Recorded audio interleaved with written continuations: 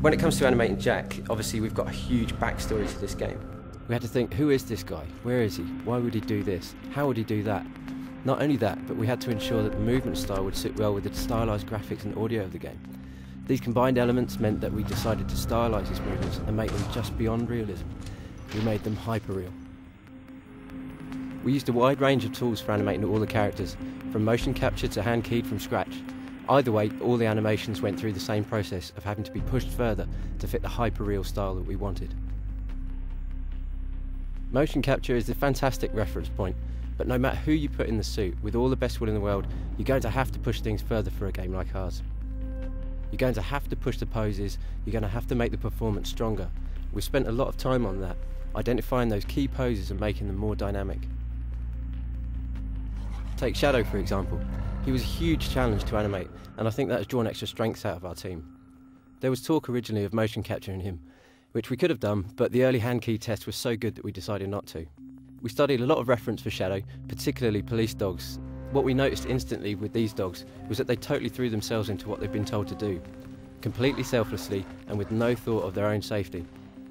They latch on and they don't let go. That's definitely something we've captured with Shadow, and I think people are going to be excited to play as him. I've actually got quite a deep martial arts background myself. I can say hand on heart that I think this is the first game that delivers the kind of visceral impact of actually being in a combat or hard sparring situation. It's fast-paced, easy to learn but difficult to master. I've tried to use my own martial arts experience on the game, and with the help of the game designers I think that comes across. It's really satisfying to pull those punches and big elbow strikes as Jack.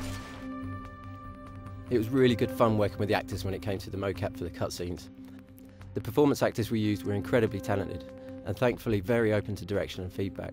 We established a great working relationship. A lot of nice little character nuances and gestures came through the discussing the scene with the actors during the shoot. You need help. A doctor. Tonight, you're my doctor. And I kinda think I might be in need of a sponge bath. Ow. Bedside manner's a little rough. So is your timing. Oh, easy. It was the same with the stunt and martial arts motion capture sessions. Given the extent of the martial arts training and physical size of these guys, it could have been quite intimidating. I have to say though, they were completely down to earth and just a great bunch of guys. Again, it meant that the shoot was free-flowing. Lots of ideas were being thrown in by the martial artists themselves. The more I directed them on the violence of the game, the more they got into it. The more over the top and exciting the takedowns became. They put everything they had into it. It was the same when I ended up performing some of the fight moves myself in the motion capture suit, although I think I went a little too far because I ended up with 3 broken ribs. We did literally put blood and sweat into this game, and hopefully that will show when players experience it for themselves.